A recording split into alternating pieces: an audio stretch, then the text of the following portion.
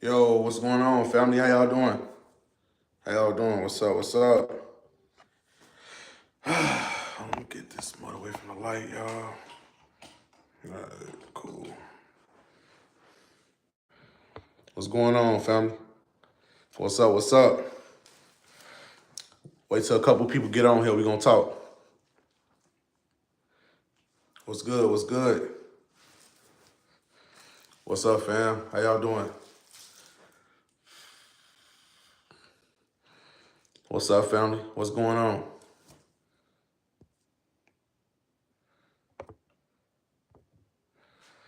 What's up? What's good? Mark, what's up, fam? What's going on, bro? Shalom, shalom. How you doing?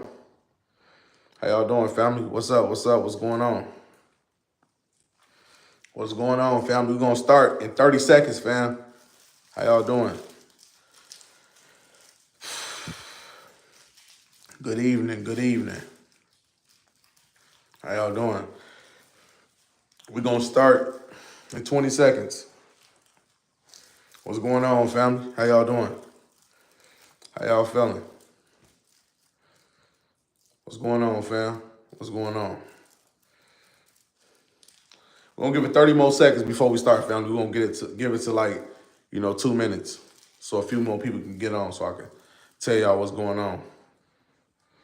What's going on, family? Hey, y'all, what's up? What's up? What's up? Good evening, family. Lewis, how you doing? SK, Pat, Cherokee, how y'all doing, family? We'll get started in 10 seconds. What's going on? What's going on, family? 2 seconds. All right. We about to start right now, right? So pretty much this video gonna be about reporting credit, right? Now, I usually don't talk about it a lot because I really want y'all to kind of understand what I'm coming from, right? So I got a process, right, that teaches people how to report credit to all 3 credit bureaus. So pretty much what reporting credit to all 3 credit bureaus, what this means is that you would get something which is called the data furnisher agreement, right? So when you get a data furnisher agreement, you pretty much getting approved to report credit on all 3 credit bureaus. Now, this the catch. You don't get a data furnisher agreement from all the credit bureaus at one time. You must get a data furnisher agreement from each credit bureau at each different time. So you have to go through the process just like anyone else. You got to go through Experian. You got to go through Equifax. You got to go through TransUnion, right? Now, I mainly made this process for business owners. So a lot of people come to me and say, Taquan, I pretty much, I want to report credit. I want to report backdated trade lines. I want to do all of this. But I tell a lot of people like, hey, do you got a corporation set up? Do you got an LLC set up? Do you have an actual business? They'll say no. I'm like, look, I mainly made this process for business owners. I didn't make this just for the average day-to-day consumer because that's what my EIN will play a role in. Because listen to what I'm saying. I got a process to teach you both ways, right? I got a process to teach business owners how to report credit to all 3 credit bureaus. And I also have another process where I teach people how to build their own credit profile, right? Because I'm going to tell y'all in a couple minutes about the other stuff, but I'm going to let 1 more minute pass. But let me just explain briefly. One side, I teach people how to report credit to all 3 credit bureaus and how to get a data furnisher agreement, how to use the software Metro 2. After you use the software Metro 2, you pretty much learning how to make a nice little business niche for your company and everything. I'm teaching you how to set it up, what they're gonna look for, what all things you will need to start. You get what I'm saying? But everything that relates to me teaching you how to report credit has everything to do with a business structure and not you doing it as an individual. And on the other side, if people looking for backdated trade lines, backdated primaries, then I have a process on helping you build your credit profile using the EIN. But this is what a lot of people get a misconception of. They want fast processes. So some people come to me, man, I want a 20-year trade line and I want this. But understand this. There's not many primary accounts that you're just going to get a 20, 30-year backdated one unless you're talking about debt reassignment when dealing with zombie debt. And that's another thing they confuse. They confuse me teaching you how to build your credit profile just with the zombie debt. Those are two different things. They pretty much the same, but it's two different routes you're taking. Because zombie debt is not 100%. Zombie debt is really a consideration, a considering of a kind gesture to reassign the debt for one profile to another, right? And they might do it. It's not no 100% guarantee. It's not 100% yes, right? Now, data furnishing is not the same as zombie debt. Data furnishing is much better than zombie debt. You get what I'm saying? But there's way more to it than what people think. All right, now let's get to it. Honestly, right, from what I teach a lot of people about data furnishing and everything like that, if most people, hold on one second, family.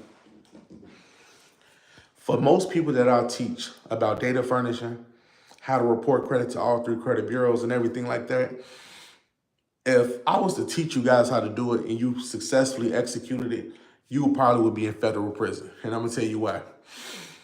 If by me teaching you how to use the software, Metro 2, me teaching you, how to enhance your profile and everything like this, right? Most people, we use the profile on themselves, right? Let's just say a person named Snoop. His name might be Snoop, right? I teach him everything. He would go and build the profile on himself. So he gonna report himself. He gonna report an installment account. And guess what? A lot of my students, a lot of people that follow this information are greedy. So they're going to end up reporting a $2 million installment backdated since 1995, before they was even eligible to get credit. They're going to get another $100,000 trade line, another $100,000 trade line, another $100,000 trade line. And you know damn well that's a federal offense. And I'm going to tell you why. Because not only have you put that amount of debt on your credit report, you don't even have nothing to exchange to say that you even received services or goods that adds up to $2 million. And then by you making backdated since 1996, that's a federal offense because I'm gonna tell you this: it's a United States code that says the influence. If you pretty much apply for credit, right, and you try to influence your credit report so lenders can approve you, that's a federal offense because you're trying to enhance your profile to make it look like something crazy. Like you wouldn't even do a standard like a $10,000 installment, even a $50,000 installment. You're gonna put a $2 million installment dating back since 1996. Come on now, like like you got to be 100% reasonable. Now, it's not what you do, it's how you do things, right? So let me explain. This would have been your best bet. I'm gonna put a $200,000 revolving line of credit. Agree that I'm gonna borrow this much from the store in credit, right? And you putting down a payment and you making payments towards that $200,000 line of credit. But every time you pull from the company, as far as like goods and services, we sending it to you and we have a list of receipts that we giving you. So anytime we reporting this to the credit bureau, the credit bureau's going over it. And sometimes if I ever get audited, if you ever get audited as a business owner, you have that track record. But if you just reporting $2-3 million trade lines, are you sick? Do you really think you really think they're gonna say, oh, he just reported $3 million home? What? Why is he reporting $3 million to the credit bureaus? Why? Who? What did he get that's worth $3 million? You're not a mortgage company.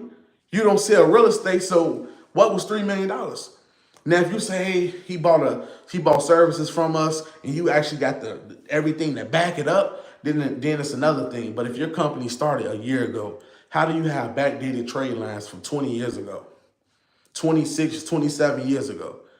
You got trade lines backdated since 2000.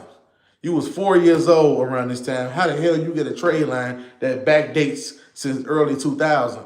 So, like I said, most people who would get this information to be in a federal prison right now because they want to enhance their profile too much. If anything, you better off enhancing a family member profile, and you better off making it reasonable, not insane, like insanely high. You get what I'm saying? So make sure that you never make that mistake. Please make sure you never make that mistake by overly enhancing your profile, trying to enhance all of your family's profiles, trying to enhance everyone's profiles, but you're not giving them nothing in exchange. Now, this is what you could do, right? I'm gonna tell y'all something, right? This is the same thing what a lot of banks used to do. I'm gonna tell y'all something, right? So now this is for a lot of people who are black entrepreneurs, right? So listen to me carefully. So it was I think a black woman. She worked at one of the BMO Harris branches, right? Now she was a good sister, right? So she worked for the bank, but the bank was giving out something called they doing a business line of credit for black owners, right? So they was giving out unsecured business lines of credit for any minority. So it's just not for black people. It's for Native Americans. It's for Asian, anybody who consider themselves a minority in America, right?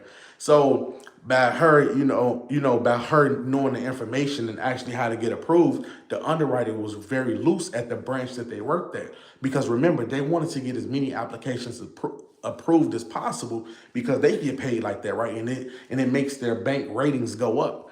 So the bank was just underwriting $50,000 loans to individuals who don't even worth a quarter. You get what I'm saying? So they was constantly underwriting all of these loans, and none of the people was paying them back.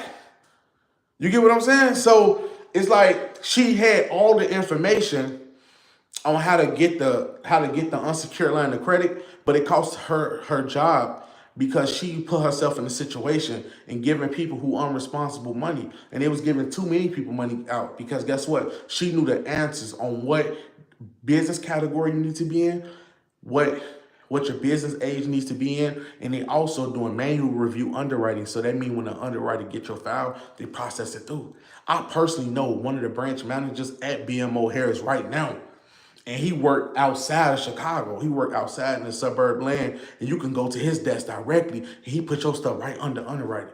But underwriting at that branch got a little bit more strict. So it's not like the ones that were just approving everything back then. So right now, BMO Harris tightened lending qualifications. So you just can't go in BMO Harris and just say, oh, okay, let me just give you an account. No, it don't work like that because now the underwriting get way more strict and everything like that. So around that time, they mess it up for everyone.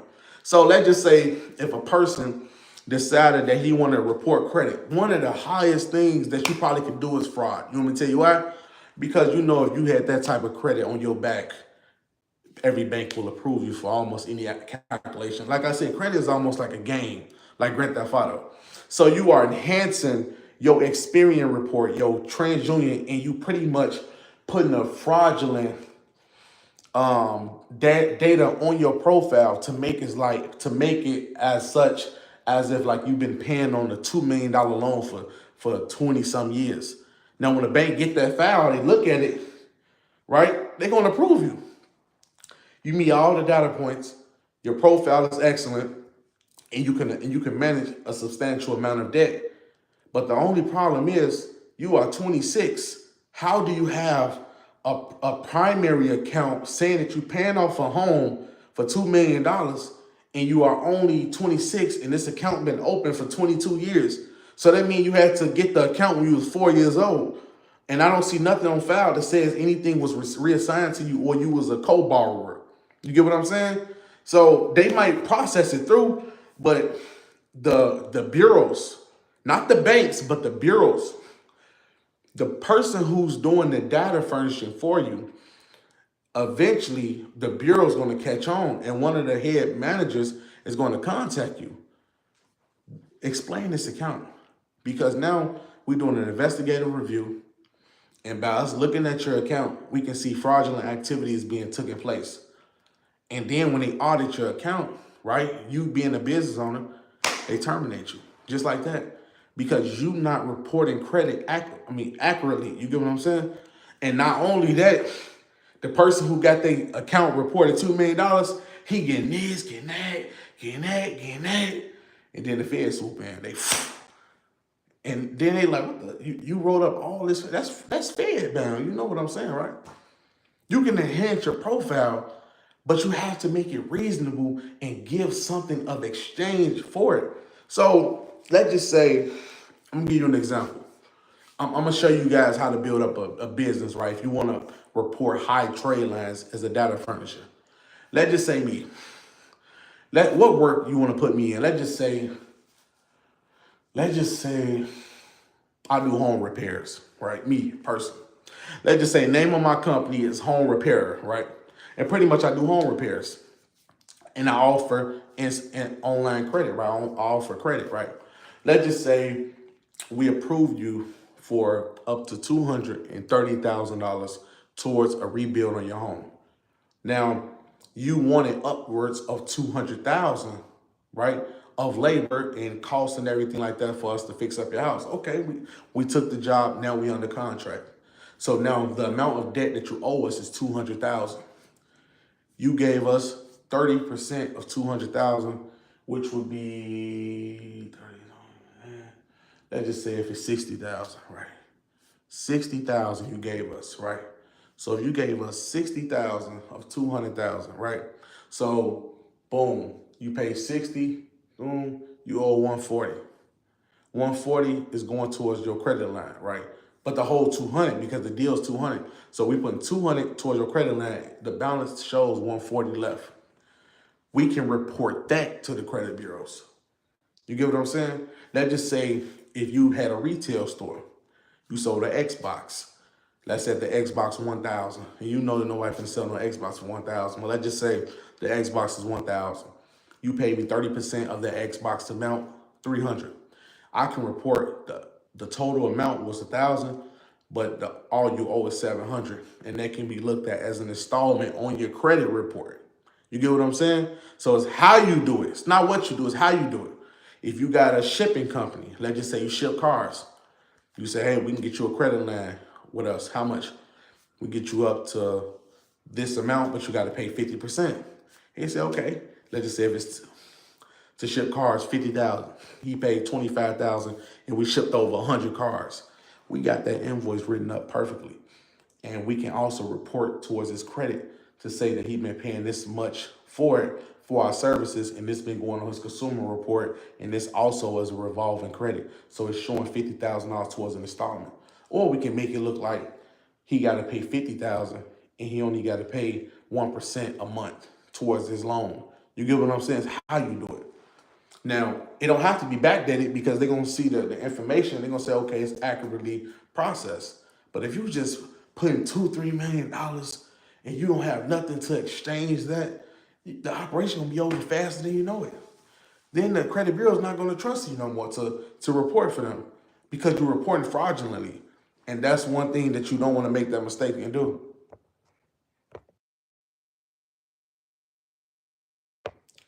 Yep. You get what I'm saying? You don't want to make that mistake and do that. So you want to make sure that you reporting correctly. You making sure that you're not messing up. You making sure that everything is on time. You making sure that it's within, just have, just make sure it's somewhat accurate. Don't just overdo it. And now once you in that position, and you can report installments, and then this is a good thing. You don't have to just report one type of account. You can report installments, revolving lines of credit, open-end account, any account you want, right? So if a person paying an electricity bill, you can report their electricity. If a person paying this, you can report that. You can report any amount of debt, right? So if you're a retail company, you can report a revolving or an installment. You can say anything over 3,000 will count as an installment. Anything under 3,000 can recount as a revolving. You get what I'm saying? And so every time they buy one item with you, that reports to their credit. Let's just say if they come back to the store and say, hey, I want to increase on my limit. You can increase their limit, or you can open up an entire account, and it will be two accounts that they have. They can have two installment accounts with the same company. If they want 3 accounts, they can get 3 accounts. There's no limit to the amount of accounts you can get with us. You get what I'm saying? So that's the whole thing, how I'm trying to implement with coming in with my business. And my website done, family. My website done. I ain't launched it yet, but it's done.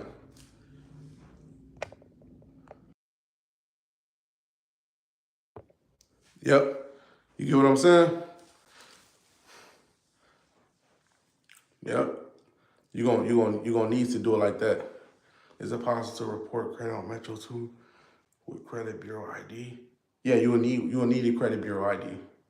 They're gonna give you an ID number. They're gonna give you a membership number. So when you get to the point where you reporting credit and you finally get your data furniture agreement, they're gonna send you your ID. It's gonna have, I think, your name and everything, your company name, and it's gonna have that ID number. That ID number give you access to their system. So when you're using Metro 2, one of their preferred softwares, that's when you can put down all of the customers' information. You can send it directly to the credit bureaus. And if you want to enhance your family profile up, tell them to get 10 accounts from you. Tell them order 10 different items at 10 different times. And they can do that. And you can open up 10 accounts for them. And as long as you reporting accurately every single month, you good. Even if they miss payments, they got to be accounted for as well. Yep. That has to be accounted for. You have to do that. And then, then you take off, because everybody gonna need it. Everybody gonna want to learn how to do it. You get what I'm saying? So I'm gonna let you guys know ASAP.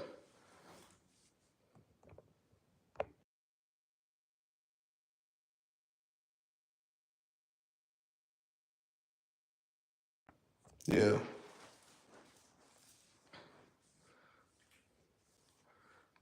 Yes, family. How y'all doing? What's going on? But yeah, you want to make sure you don't put yourself in any type of situation that'll get you somewhat wrapped up doing credit fraud or anything like that. Especially if you're gonna be a legitimate business. So you can't run like that. You can't act like that. If you're gonna have a real business, so you can only get true benefits in Metro 2 if I have it. Yes, correct. You can't use credit. You can't use Metro 2 unless you get a data furnisher agreement. If you don't get one, there's no reason to even get Metro 2. You gotta get a data furnisher agreement. It's easy to get one. It's not hard. You just gotta have all of the criteria, and that's why I made the video on how to get a data furnisher agreement. Some people, nobody, look, ain't gonna lie to y'all. Everybody who I taught did everything but the data furnisher. Not one person went through the entire process of getting it. You want me to tell you why? Because everybody was trying to do it as an individual. Nobody tried to do it as a real business. No one went to go get the physical business locations. No one got their terms and agreements. No one got their websites. No one have no one have the software where they can run other people credit. You can go through TransUnion and do that. No one has an actual product or service that they offering that the credit bureaus would accept. That's another thing. And that's one of them. That's all. That's all you really need. I just told y'all what it is. But of course, in my video, I go on more into depth on what you actually need and go on the actual website. But those are all the things you need. Nothing special. That's all you need to report credit. And you got to have an actual business. You have to be incorporated. And you have to have some sort of business history. And on top of that, you still got to show them your terms and agreements. That's probably one thing I missed out. You need to show them your terms and agreements. Your terms and agreements is contracts that you have with your customers before you was able to report credit. Because they want to see it. They want to see all of the accounts that you've been reporting. Now, of course, I know it never went to the credit bureaus. It's just paper that you have down. Like, you can have all your customer accounts. You got all their personal information. You got all your sales receipts. You got all your invoices. You can make them now.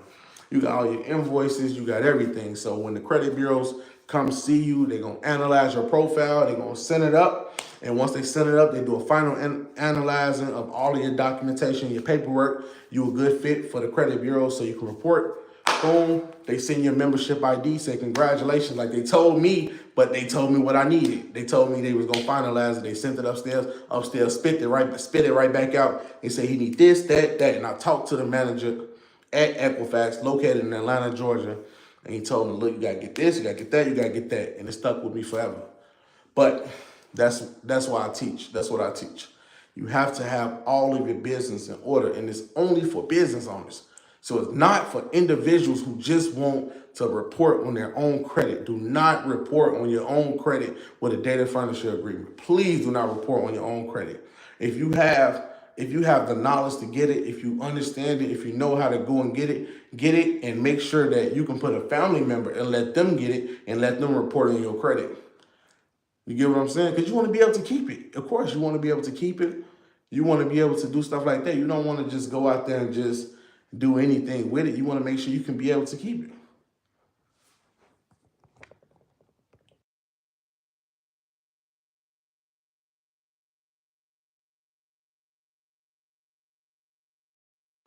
Okay. You said, do I got any credit tricks?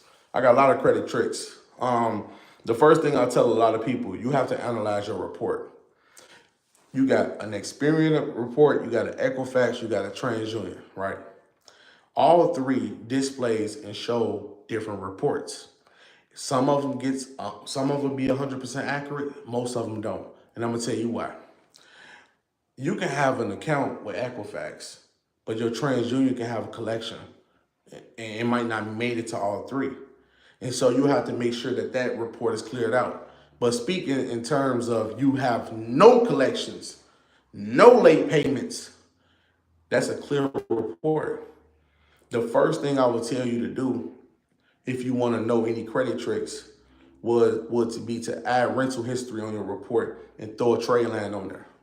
And that is the initial start of you building up your profile. For those who, let's just say if you got money, I'm gonna start for those who got money. Let's just say if you got $30,000, $40,000 in the bank. My personal advice would be put real estate under your name. That would be one of the greatest things I could tell you to do, because if you don't have that, you can go the slow way or you can go the fast way.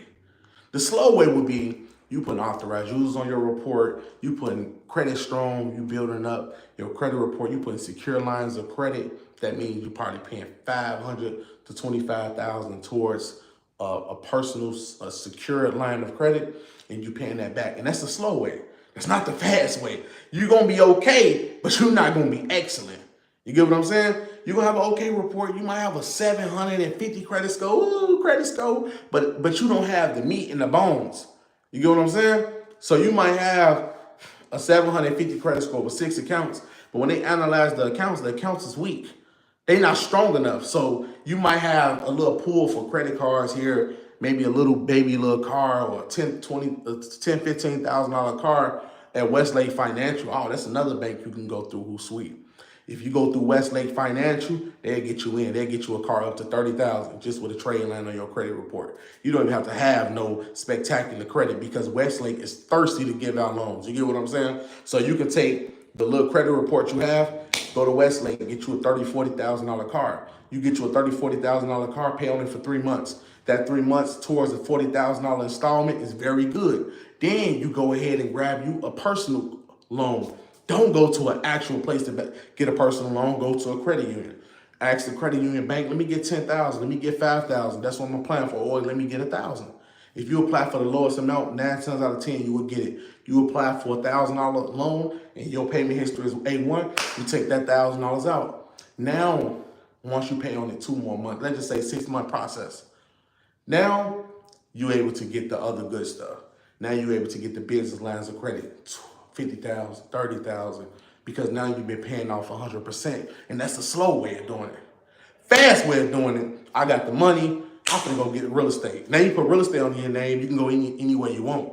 Now you ain't gotta do all that secure line of credit. Once you put the real estate on your name, you can take off. But this the thing, real estate don't report instantly. Real estate report about 60 days after you close. So like 2 months after your first payment, 2 months after your first payment. So it's still almost a waiting game.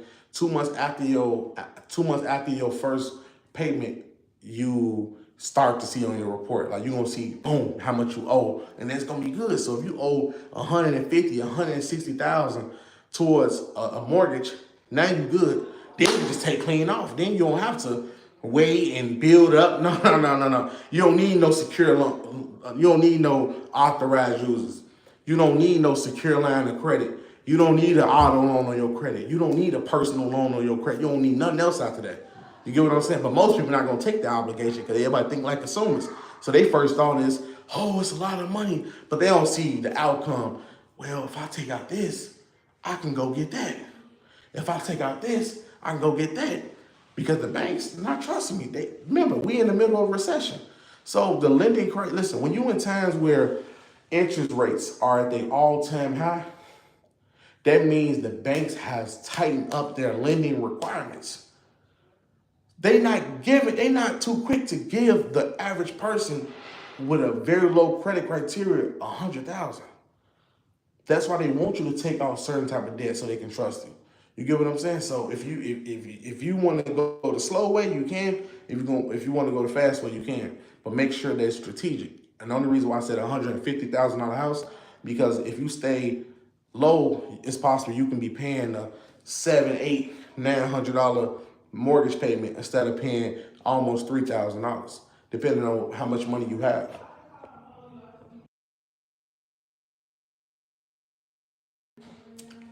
That's what it is. It's called real estate. So when you take out a mortgage loan, you bought real estate. It's a purchase of real estate. That's all. You get what I'm saying? That's just if you go the fast way. The fast way would be that. And the slow way would be building up the normal way. Like you getting authorized users, you getting a secure line of credit. You can go online, search up secured lines of credit. Any bank would probably offer you that. You got some that goes up to 25,000, and that's good. But it's not the greatest, but it's good. It's good. You can start somewhere, right? But that's only a starting phase. That's not the end all be all. You get what I'm saying, family? So if you mess around and got a $25,000 reporting on your name, it's okay. You can take off a little bit. You might can't go crazy, but it's still time. You get what I'm saying? Because since you ain't take on real debt, the bank still got to be iffy about you. Because remember, you don't have that on your name. So when they run your report, you don't have it. They look for that. They look for what type of debt you taking on. They don't look at they don't just look at your payment history. Your payment history can be 100%, but you only paying off $300 balance cards. You have a credit card limit of $1,000 and you paying back that. That's not impressionable to the bank. You know what I mean? Impressive to the bank. You paying off a $5,000 car note, that's not impressive to a bank. You paying off a secured credit card of $200, that's not impressive to the bank. You just came in this motherfucker asked for $10,000 in cash. That's not impressive to the bank. One of my students, right? I can't say her name, right? But she know who I'm talking about. She got an A1 credit history. She got about 5 cars paid off on her credit. She got one mortgage. She got one mortgage on her credit. And she have student loans all paid off, right? She go in the bank and ask for anything she has, anything she want. Anything she wants. She can go to any bank and ask for anything she wants. And it's not going to be no talking. And I know her right now. Her credit score is 780. And she can go grab anything she wants. If it ever came a time where she did struggle, when money did came low, she can lean back on it and go and grab 100. And it's not going to be no, no, she can grab it. They'll give it to her in a heartbeat like this. They'll give it to her. And so it just depends on how you want to do it. You know, how fast do you want to move? Like, do you want to move slow or fast? You know, you don't have to get the most expensive house too. Please don't go out there and try to get $100 million.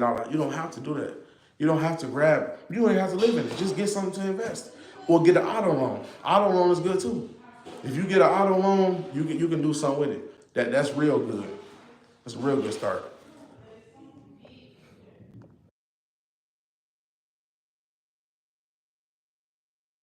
Yeah. So another thing, right? So look, family, we about to be talking about bank relationships. Hold on, give me 1 second, family.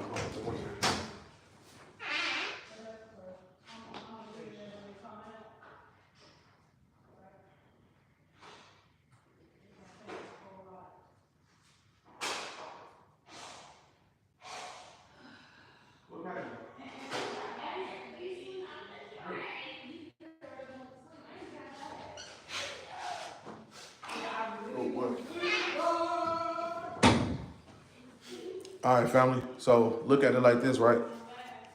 200 is A1. That's perfect. If anybody ever had like 200,000 like towards a house or something like that, that's real good. 200 ideal. Yeah.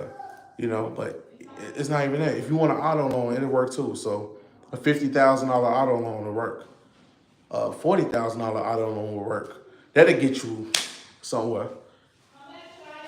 And let me go back, right? So, bank relationship.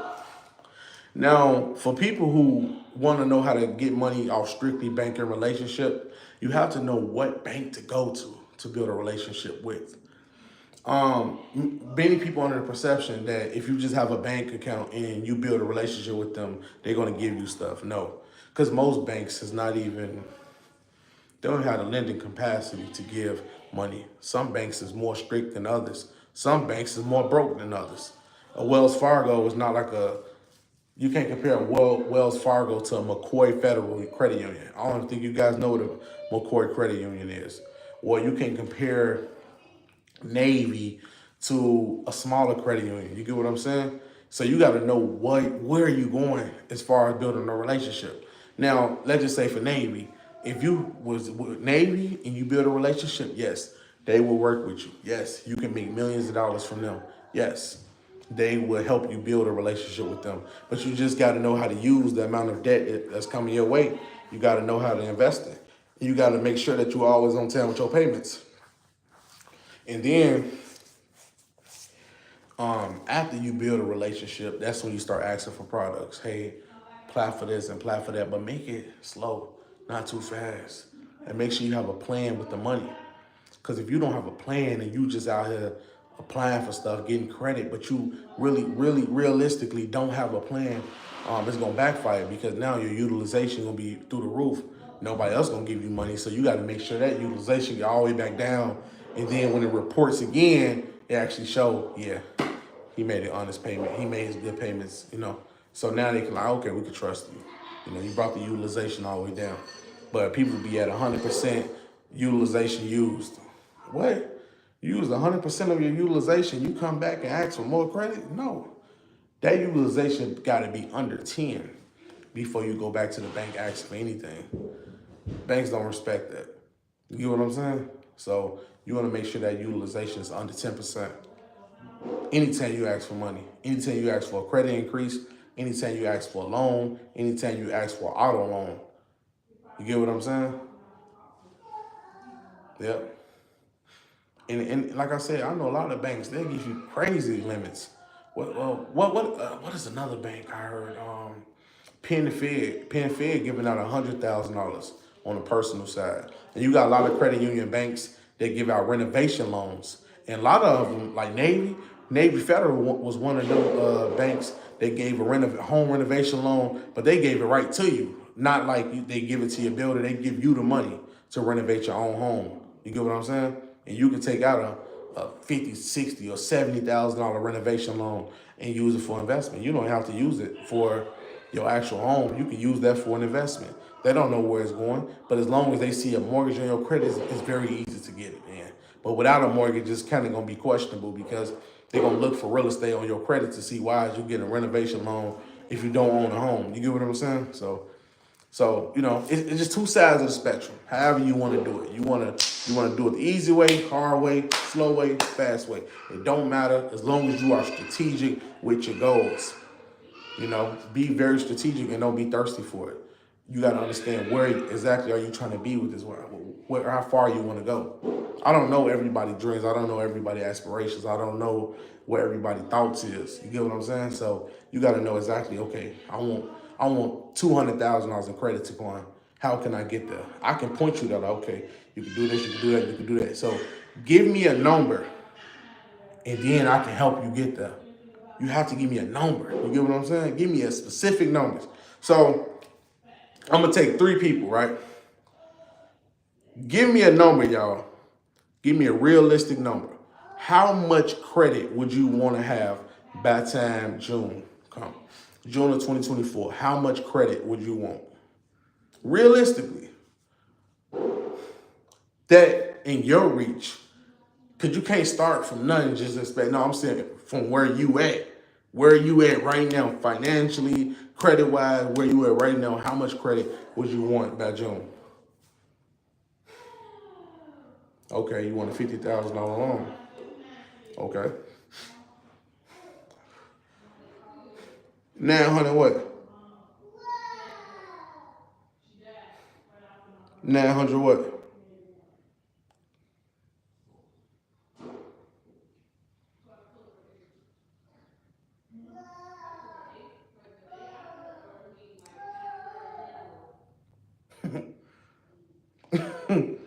Okay. So, $100 million loan. Let me explain that right. Now, for you to get $100 million in a loan, right? It's many programs that I know that I'm actually familiar with on how to obtain that. But usually you have to come to the table with 10 to 15%. You got 10 to 15% of 100 million to borrow? Because that's what corporations do. They take out a loan to value loan when they doing development projects to build real estate. So you know Toll Brothers, they'll be doing a development project out here in the Houston area, right? In the suburbs of Houston. And or you would say the outer places of Houston. And they might have a 40 to $80 million project, right? And 40 to $80 million if they want to borrow, they got to put down 10 million probably. So you still have to put something down. So if you're just talking about from scratch, you ain't gonna get no 100 from scratch. You still got to put it down. And plus, it's not even just cash. Usually when banks lend that high, it has to be towards an asset. And usually it always be real estate. That's what most real estate moguls do. They that's how they get money from the banks. Look, most real estate moguls, they borrow, let's just say X amount of money from the bank. They either buy the real estate or they might build it. Let's just say if they bought it. Usually they buy and borrow against it. And when they borrow against it, the money they use to borrow, they keep expanding. And usually some people that we might see that, you get what I'm saying? So you gotta know exactly where you're trying to hit this at. So if you want $100 million, you still gotta start somewhere from scratch. Because $100 million, you still gotta come with a certain amount to borrow against that in order to get $100 million. 500,000 is very reasonable, but it's not, because it's still like, okay, what do you have on your credit report? Because I can do a credit analyst for anyone. I can look over you guys' credit report. I can look at y'all payment history. I can look at the accounts that you have. I can look at a lot of things, and I can tell you if you can get 100.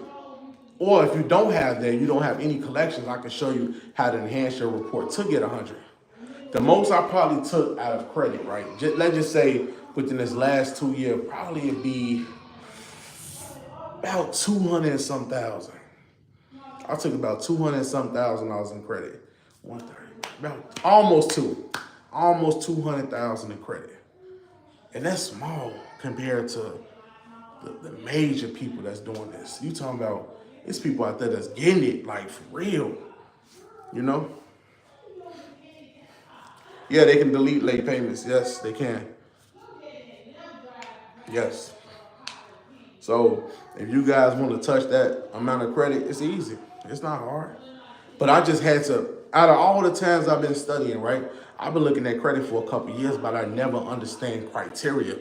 Because remember, many of us always thought a credit score was enough, but we never studied criteria and what banks use in order to look at our profile to see are we worthy.